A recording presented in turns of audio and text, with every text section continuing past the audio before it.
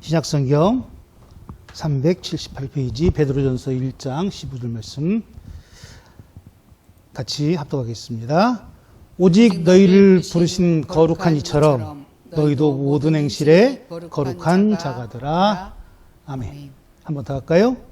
오직 너희를 부르신 거룩한 이처럼 너희도 모든 행실에 거룩한 자가더라. 아멘.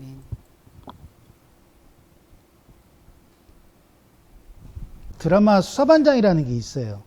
저 어렸을 때 수사반장 하는 시간에는 인생에 있어서 뭐 드라마가 몇 편 있는데 제가 아주 어렸을 때 봤던 여로라는 드라마가 있었고, 그 다음에 수사반장, 그 다음에 모래시계,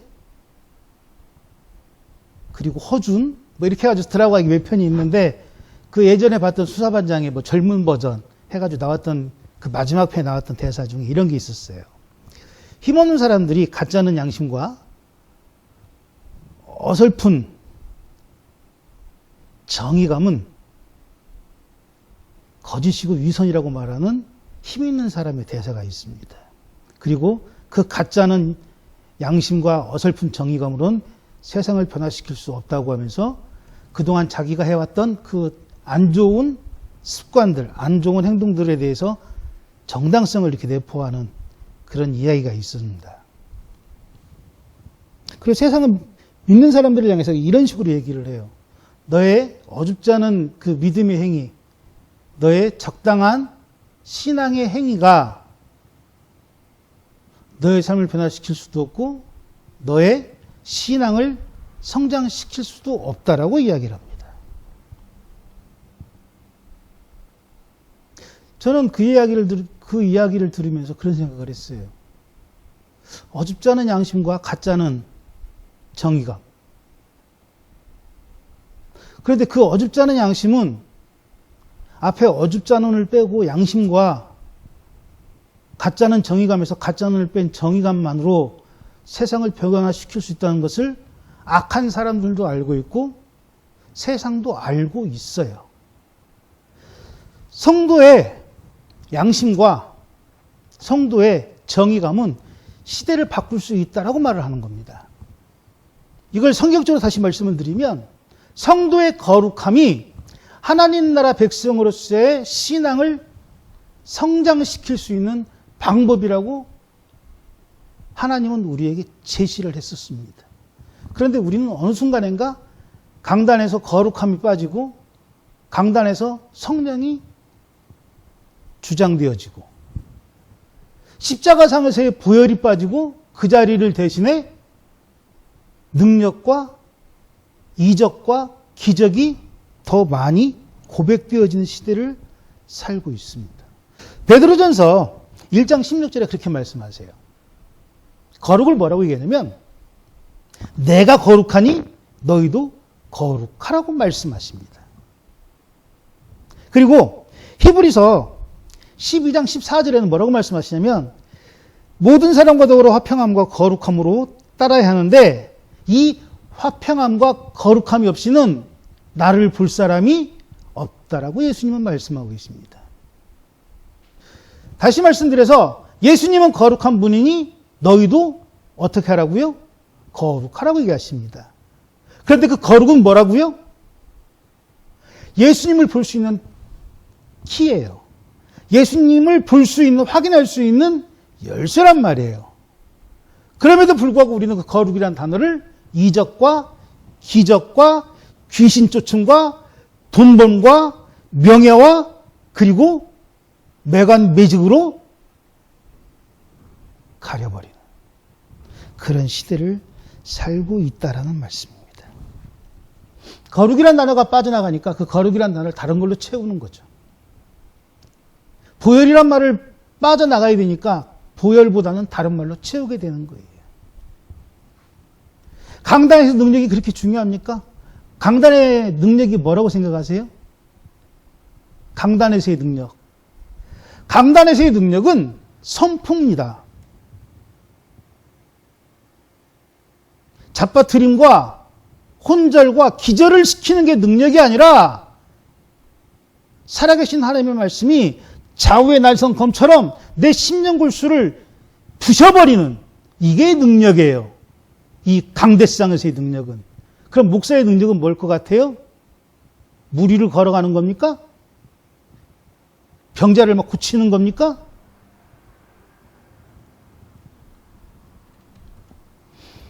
거룩이란 말은 하기오스라고 얘기합니다. 하기오스. 이 하기오스란 말은 순수하고 헌신되고 구별되었다는 뜻을 갖고 있어요. 그러니까 거룩하다는 말은 무슨 말이냐면 순수함으로 어떻게 해야 된다? 구별되어야 된다라고 얘기하는 거예요. 그래서 요즘은 그렇게 안 하지만 예전에는 예배 시간 되면 우리 여자 집사님들, 여자 권사님들이 집에서 이 주머니 하나를 이렇게 짜가지고 주머니에다가 뭘 담았었죠? 쌀을 담았어요, 쌀. 그런데 그 쌀을 뭐라 그랬죠? 뭐라고 불렀죠? 성미라고 불렀습니다. 성미.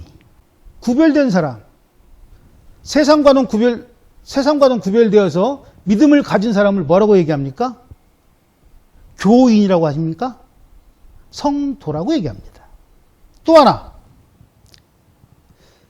많은 책들 중에 구별된 책이 있어요. 그 구별된 책을 우리는 뭐라고 부르죠? 구별된 책을 성경이라고 얘기합니다. 구별됐다라는 것은 성스러운 거예요. 그래서 구별된 것이 거룩함과 연관이 될 수 있는 거예요. 물론 뭐 다른 말도 여러 가지가 있겠지만 거룩은 차별하는 거예요. 차등되는 거예요. 차별이란 말과는 조금 다르죠. 차등되는 거예요. 구별된다는 얘기죠. 구별. 1등심은 2등심이 이런 구별이 아니라 하나님 앞에 순수하냐, 순수하지 않느냐, 하나님 앞에 헌신하고 있느냐, 헌신하고 있지 않느냐, 하나님 앞에 구별되었느냐, 구별되지 않았느냐. 이게 거룩함에 나타내는 눈으로 볼 수 있는 거룩함의 표시죠. 그러니까 미국으로 넘어갔던 청교도들이 제일 1번으로 삼았던 게 거룩함이라는 얘기를 합니다. 거룩함. 그런데 우리는 이 거룩함을 어떻게 생각하냐면 뭔가 없는 걸 새로 만드는 거를 거룩함이라고 착각할 때가 있어요. 그런데 거룩함을 성경에서 어떻게 하냐면 그렇게 얘기합니다. 창세기에 보면 아브라함이 죽고 나서 아브라함의 아들 누구죠? 이삭이 아브라함 때 팠던 우물들을 다시 파서 블레셋 사람들과의 전쟁이 아닌 하나님 나라 사람들만의 우물을 회복하는 일을 창세기 기록해 놓습니다. 그 이야기는 무슨 얘기냐면 하나님의 일, 하나님의 사람, 하나님의 구별된 우리가 이야기하는 거룩함은 새로움을 찾는 것이 아니라 우리에게 갖고 있던, 우리에게 주셨던 그 옛것을 회복하는 게 거룩한 거예요. 무슨 말씀이냐? 우리는 아담과 하와를 뭐라고 기억하죠? 인류의 첫 조상. 그리고 아담과 하와로 인해 죄가 시작되었고 나를 에덴 동산에서 쫓아낸 원흉으로 기억합니다. 뱀의 꼬임에 넘어간 믿음 없는 사람. 그 뱀에 꼬여가 넘어갔던 여자의 말에 속수무책당한 나약한 남자. 이렇게 아담과 하와를 기억하고 이해할 수 있겠지만 또 다른 아담과 하와의 의미는 바로 아담과 하와가 있었기 때문에 내가 누구의 사람이라고요? 하나님의 사람이라는 겁니다. 아담과 하와가 거룩했던 것처럼 나도 거룩해질 수 있습니다. 아니, 거룩해지는 거예요. 제가 아까 말씀드렸죠? 예수님을 볼 수 있는 기준이 뭐라고요? 화평함과 거룩함이라고. 그런데 아담과 하와는 누구를 봤습니까? 하나님을 봤잖아요. 그럼 그들은 이미 화평하고 거룩함으로 살던 사람이었다는 얘기잖아요. 아담과 하와가 나를 에덴에서 쫓겨나게 한 원흉이 아니라 그가 거룩하였으니 나도 거룩하다라는 것을 증명하신 분이잖아요. 증명할 수 있는 열쇠잖아요. 그런데 우리는 그걸 자꾸 보혈을, 거룩함을 강단에서 내치는 것처럼 다른 걸로 메꾸기 시작하는 거예요. 물론 그가 잘못된 것들을 뒤따라갈 필요가 없다는 의미로 그들을 이야기하기도 하지만 그들에 대한 이야기하기 이전에 앞서 이야기할 것은 그가 얼마나 나와 같은 능력을, 그가 가진 능력을 내게 주실 분인지에 대해서 알고 있어야만 그분에 대해서 정확하게 가감할 수 있게 된다는 얘기죠. 우리는 솔로몬을 되게 존경합니다. 솔로몬과 다윗을 닮아가고 싶어 합니다. 우리는 욥처럼 막 부자가 되고 싶어 합니다. 우리는 다윗처럼 막 능력 있는 종이 되고 싶어 합니다. 그런데 그 전에 한 가지 알아야 될 게 있어요. 뭐죠? 그는 지금 시대 사람이 아닙니다. 어느 시대 사람이죠? 우리 이전 시대의 사람입니다. 창세 시대의 사람입니다. 닮을 때에는 그 시대의 사람이 맞고 닮고 싶지 않을 때는 어떻게 합니까? 지금 동시대의 사람으로 내쳐놓고 손가락질하는 거예요. 하나님을 받던 화평함과 거룩함에 존재했던 아담과 하와가 선악을 알게 한 나무 열매를 먹은 그 시대의 사람이 아닌 지금 동시대에 겨우 선악을 알게 한 나무의 열매를 먹을 수밖에 없는 우둔한 사람으로 앉혀놓고 손가락질 하잖아요. 솔로몬의 그 지혜로움을 우리는 하나님께 간구하지만 그 음탕함과 그 표리부족 우유부단에서 많은 첩들을 거느리고 우상을 이스라엘에 접목시킨 지금 동시대에 용산에 5개의 기둥을 세운 구약을 외운다는 그의 짓거리와 똑같은 상황을 만들어 놓고 우리는 손가락질을 하잖아요. 그리고 우리는 거룩해지기를 소원하는 겁니다. 그런데 그렇지 않아요. 왜 그러냐면 내가 보는 것이, 내가 아는 것이, 그리고 내가 따르고자 하는 것이 누구의 것이냐는 거예요. 나의 것으로 낮춰서 평가절하해서 내가 쟁취할 것인지, 아니면 하나님이 인정했던 그 시대의 사람으로 다시 존경하며 회복할 것인지. 거룩이라는 말은 사실은 조금 다른 이야기겠지만 어떻게 보면 쟁취와 회복의 단어에서 완전히 갈라지는 거예요. 뭐 천국은 노략질하는 거라고 그 단어 하나에 꽂혀가지고 막 남의 사랑함과 남의 다른 사람의 그 은혜로움까지도 시기 질투하는 것이 마치 침노하는 걸로 착각하는, 그리고 그걸 서슴지 않고 광대상에서 막 저주의 말들을 쏟아내는 그런 목사들 말고,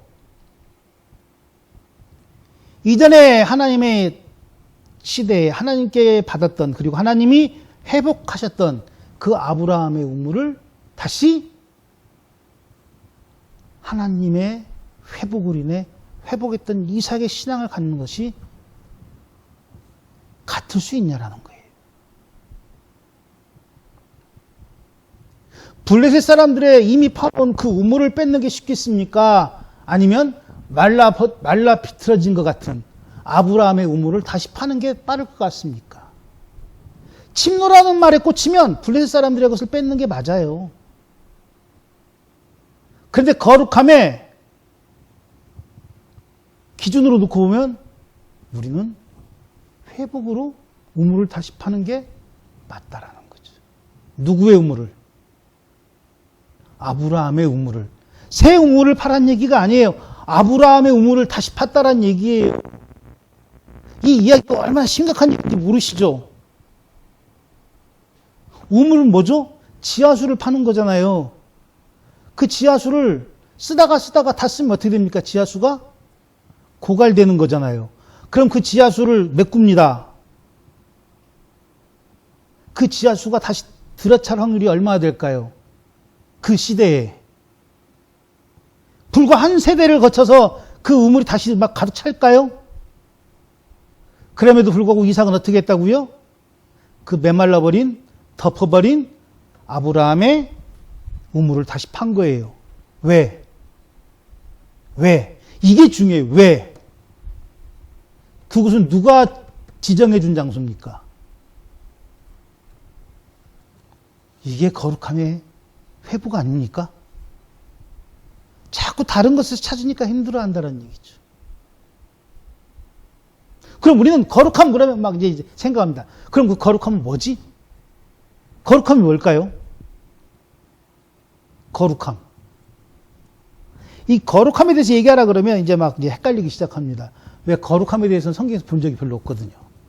그런데 오늘 우리가 읽었던 베드로전서, 베드로후서에 이 거룩함에 대해서 쫙 나열을 해놓습니다. 오늘 본문 말씀인 15절에서 그렇게 얘기하잖아요. 거룩한 자가 되라. 어떻게? 행실에. 그런데 그 행실 앞에 뭐가 붙죠? 모든이 붙습니다. 아까 읽었는데도 금방 잊어버리셨죠? 다시 보겠습니다. 너희는 너희를 부르신 거룩한 이처럼 어떻게 해요? 너희의 모든 행실에 거룩한 자가 되라고 말씀하고 계시는 겁니다. 그럼 그 모든 행실이 뭘까요? 이제 그걸 알아야 되는 거죠. 그거를. 베드로후서 1장 4절의 말씀에 그렇게 얘기합니다. 보배롭고 지극히 큰 약속을 우리에게 주사 그 약속으로 말미암아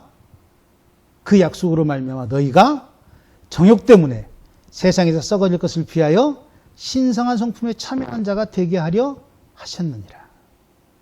거룩함은 바로 이 이유 때문에 회복해야 되는 거예요.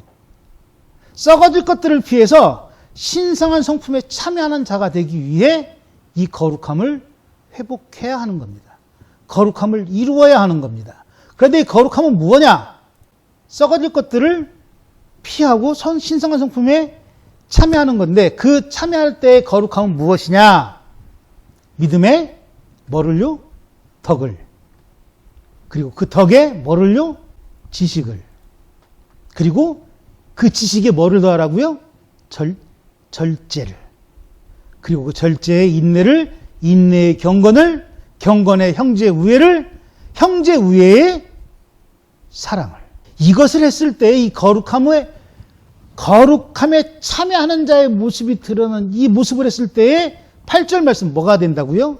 열매 없는 자가 되지 않는다라고 말씀하고 계시는 겁니다. 그러면 거룩의 첫 번째는 뭘까요? 거룩의 첫 번째는 아까 봤던 것처럼 믿음의 뭐를? 덕을. 덕은 뭐예요? 덕. 우리가 이야기하는 덕스러움이잖아요. 덕스러움. 그러니까 용맹할 때 용맹한 것보다는 따스한, 친근한 이런 것을 덕이라고 얘기하지 않습니까? 그래서 뭐 장군을 보통 표현할 때 용맹한 장군, 용맹한 장군, 용장 이렇게 얘기하죠. 용맹한 장수. 그런데 덕 있는 장수는 뭐라 그러죠? 덕장이라고 그러잖아요. 덕장. 그래서 용기 있는 장수보다는 부하들에게 신임을 받는 사람은 어떤 사람이죠? 덕이 있는 장수라고 말을 합니다. 그런데 이 하나님은 우리가 이야기하는 그 덕이 있으신 분이에요. 어떤 덕이요? 그 따스함, 그 부드러움, 그렇지만 카리스마 있는 그 모습이 덕이라고 얘기한다면 그 덕스러움이 하나님은 어떻게 표현됐습니까? 당신의 몸을 버려 십자가상에서 누구를? 나를 위해 죽으심으로 표현하셨잖아요. 이게 덕 아닙니까? 원수도 사랑하라는 이 말씀이 최고의 덕 아닙니까?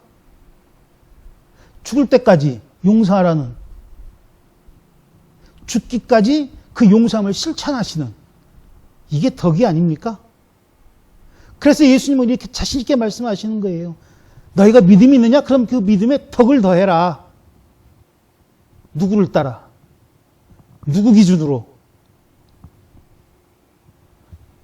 이게 거룩함의 시작이죠.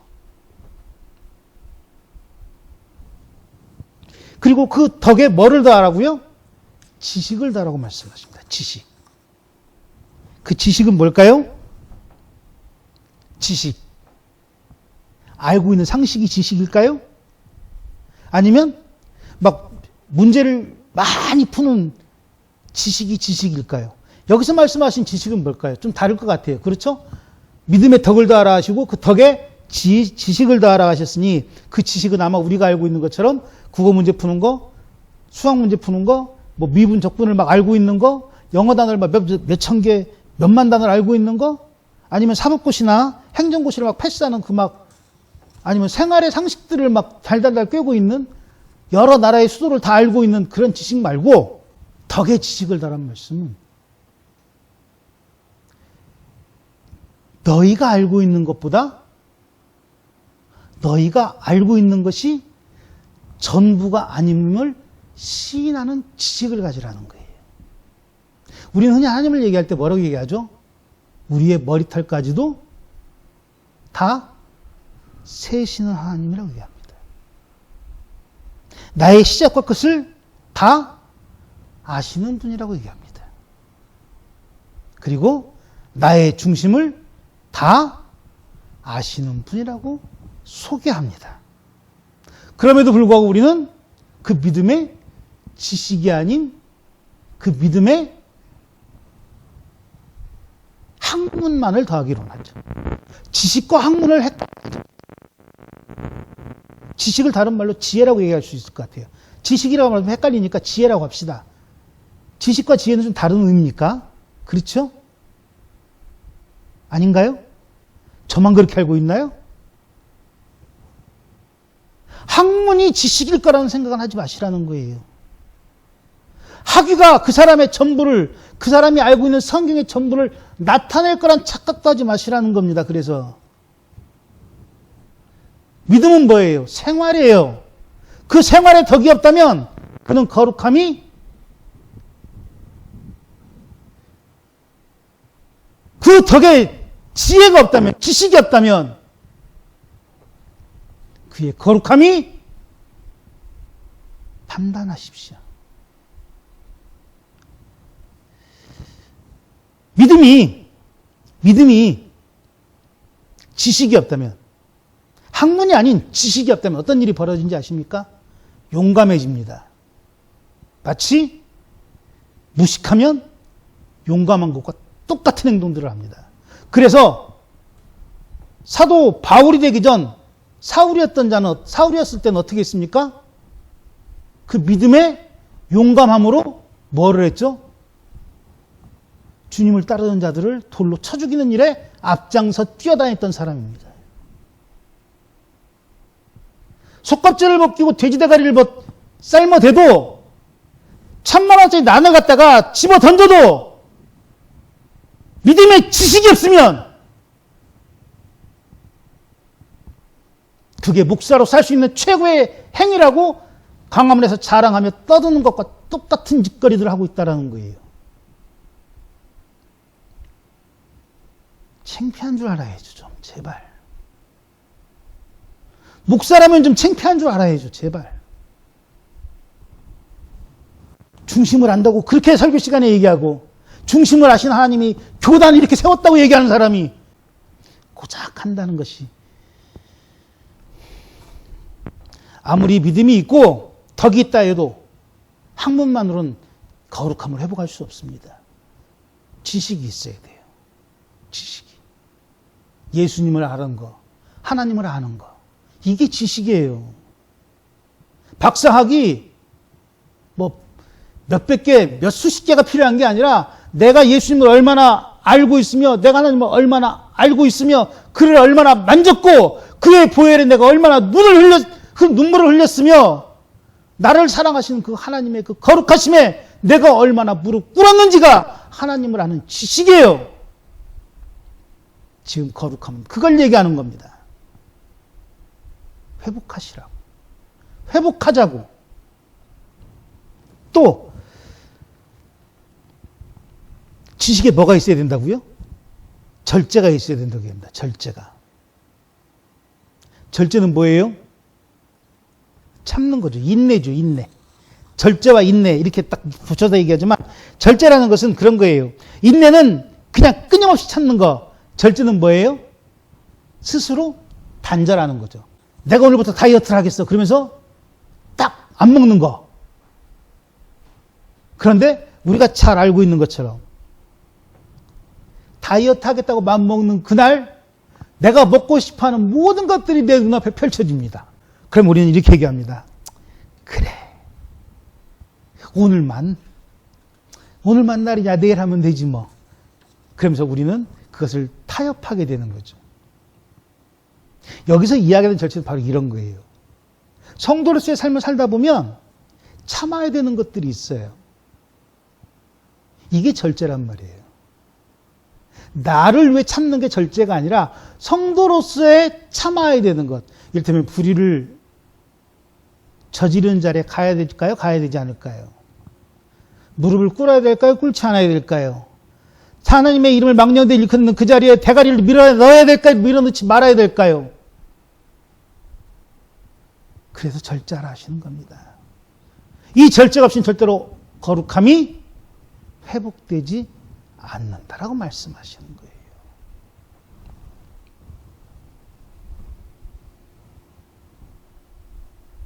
그럼 이제 인내는 좀 쉬워지겠죠. 하나님 안에서의 참는 것이 절제면 인내는 뭐예요, 그러면? 인내는 뭘까요?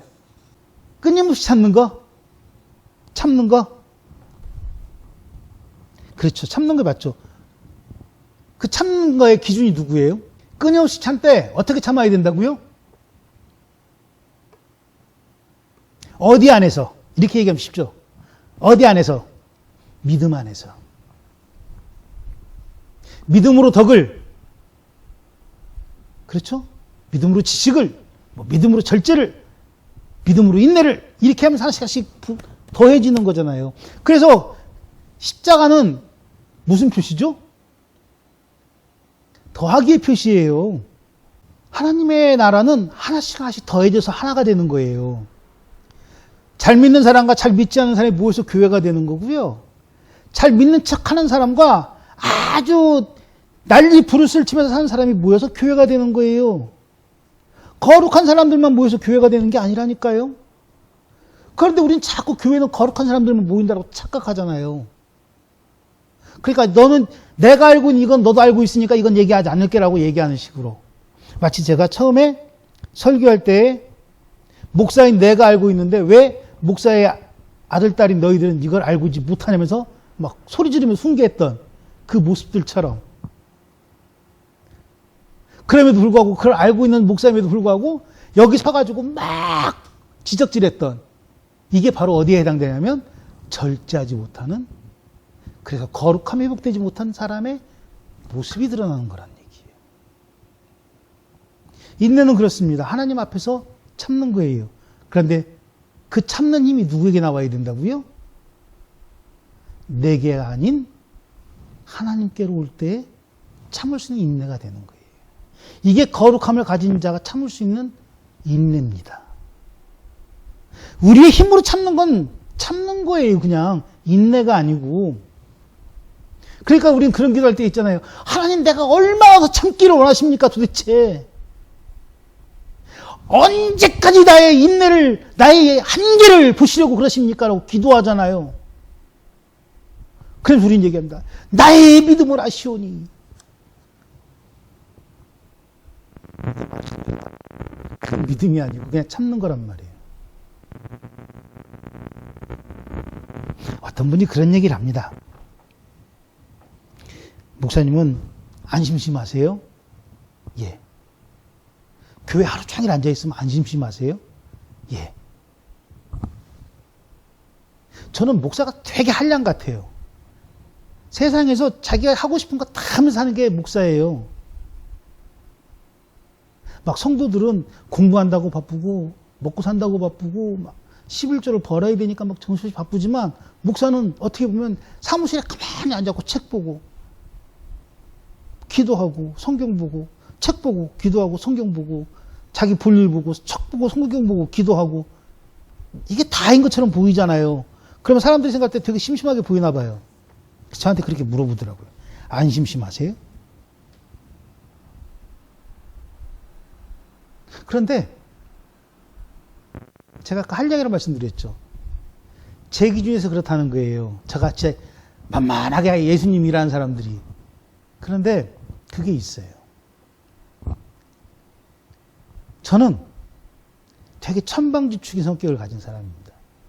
제가 이렇게 차분히 앉아서 책을 본다 그러면 사람들은 안 믿어요. 하루에도 수십 군데를 돌아다니는 그런 성격을 가진 사람인데 가만히 있다 그러면 이해를 못합니다. 그런데 더 중요한 건 뭔지 아십니까? 그게 내일 같으면 못해요. 하나님의 일이니까 해지더라고요. 마찬가지입니다. 나의 오래 참음과 나의 인내는, 그리고 나의 절제는 내 힘으로 할 때 한계가 보여요. 그런데 하나님이 주시는, 그리고 하나님과 함께하는 인내와 절제는 참을 수 있는 힘과 끊을 수 있는 결단력을 갖게 한다라는 거죠.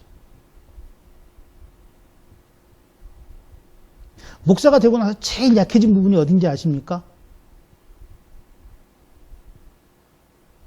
허벅지, 허리고. 왜 약해진지 아세요? 하루 종일 앉아있다 보니까 어느 순간인가 허벅지 살이 다 빠지더라고요. 그 조금만 걸으려고 해도 힘들어요, 이제, 진짜로. 제가 처음 개척하고, 우리 이 계단, 밖에 있는 외부 계단을 건너 올라올 때, 2년, 3년 동안은 쌩쌩하게 올라왔습니다. 어저께 교회 청소를 하고, 쓰레기 봉투를 저 계단 하나 내려가서 버리고 올라오는데, 숨이 차더라고요. 다리가 아프고. 그걸 보면서 그런 생각을 했습니다. 아, 늙었구나. 그런데 이건 웃자고 하는 얘기고요. 어느 순간인가 제 스스로의 힘이 아닌 원하시는 길을 따르다 보면 제가 알고 있던, 그리고 제가 살아갔던 방법들이 부질없어지는 것을 고백하게 된다는 거예요. 제가 지금 말씀드린 이 거룩함은 바로 그런 걸 얘기하는 겁니다. 내 삶의 주관이었던 것들이 하나님의 삶의 주관으로 회복되어지다 보면 믿음의 덕을 더하게 되고요. 그 덕에 지식을 더하게 되고요. 그 지식에 절제를 더하게 되고요. 그 절제에 인내를 더하게 되는 거예요. 그리고 그 인내에 경건함이 이르렀을 때 우리는 외관상으로 와, 저는 경건한 자다, 저는 거룩한 자다라고 이야기를 하게 되는 겁니다. 외형적으로. 그런데 그 경건에 뭐가 더해질 때 거룩함이 회복되어지냐면 형제 우애를 얘기합니다. 우리가 잘 알고 있는 옛날 우리나라 옛날 동화 중에 그런 얘기가 있죠. 서로 우애가 깊은 형제가 있었어요. 형은 장가를 갔고 동생은 장가를 가지 않았습니다. 그래서 이제 추수하고 난 다음에 어떻게 하죠? 형이 동생 걱정해서, 우리 동생은 장가도 가야 되는데 똑같이 반반 나눠서 있으면 동생 장가가기 힘드니까 밤에 어떻게 하죠? 볕단을 동생의 볕단 쪽에다 섞어 놓습니다. 동생은 그날 밤에 생각합니다. 어떻게 생각하죠? 나는 아직 장가를 안 가서 혼자인데, 형은 장가를 가서 형수님도 있고 애들도 있는데, 똑같이 반반 나누면 형이 사는 게 어떨까요? 힘들어질 것 같으니 그 밤에 그 볕단을 치고 또 움직입니다. 몇 번 왔다 갔다 하다가 만나게 된다는 얘기가 있죠. 이게 솔로몬이 성전을 세운 그 미드라시라는 자리에 대한 전설에 이 이야기가 있어요. 이 이야기가 그래서 뭐 우리나라뿐 아니라 세계 곳곳에도 있겠지만 그 곳곳에 있는 것 중 우리나라는 이렇게 표현을 한 거고, 이 비슷한 이야기가 있는 그 땅에 솔로몬이 성전을 세웠다 그래요. 거룩이라는 말은 바로 여기에 해당되는 거예요. 그런데 이 모든 것들을 믿음의 덕에 지식의 절제를, 절제의 인내에 경건에 뭐라고요? 형제 우애를 총망라해서 무엇으로 묶어버립니까? 사랑으로 묶습니다. 그래서 화평함과 거룩함으로 된 자, 거룩함으로 된 자만이 예수님을 볼 수 있다라고 말씀하고 계시는 거예요. 이게 오늘 우리가 거룩함을 회복해야 할 이유이고, 이게 거룩함으로 인해 살아가는 성도의 사는 모습이라는 겁니다. 여기 동의하십니까? 그럴 때 아멘 하는 거예요. 그 말에 동의할 때 아멘 하는 거라니까요. 돈 벌게 해주십시오 아멘이 아니라 하나님의 말씀이 이렇습니다라는 말씀에 내가 전적으로 동의합니다라고 할 때 아멘 하는 거예요. 그게 거룩입니다. 사랑할 수 있는 사람을 사랑하는 건 그건 그냥 사랑이잖아요. 저 젊었을 때 그런 노래가 있었어요. 청바지가 잘 어울리는 여자. 희망사항이라는 변지섭 씨의 노래인데, 뭐 청바지가 잘 어울리고, 뭐 김치볶음밥을 잘 만들고, 웃을 때도 목젖이 안 보이고, 내가 재미없는 얘기할 때도 웃어주는 그런 여자.